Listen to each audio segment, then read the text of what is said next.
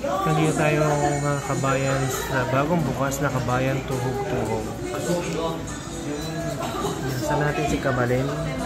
So, maliit na shop lang siya dito sa may Shamalina, guys. Ito yung mga menu niya, guys.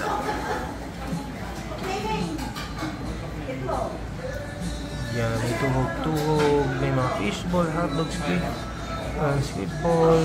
Meron din ako nakita ang siomay, dugaw, ayan. At merong halo-halo. Ayan siya. So, pa-close na. No, umabal lang kami sa last. Ayan.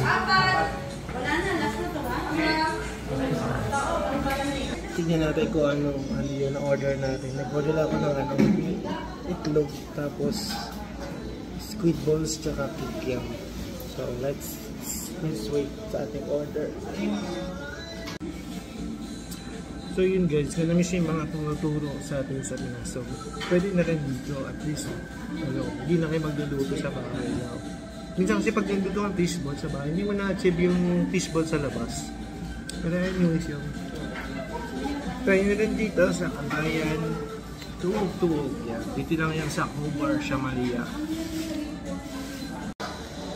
So ito na yung in-order natin guys. Ito na siya.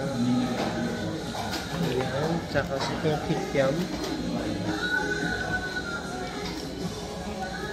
At ito naman yung ano tawag dito? Basta ito na ito. So let's go. Kumain natin.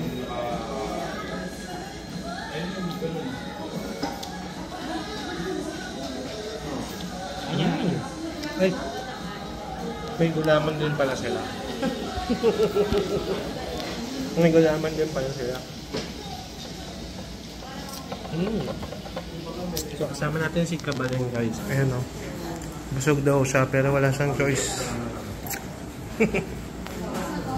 So next na natin tayo yung iba kasi nag-dinner na kami.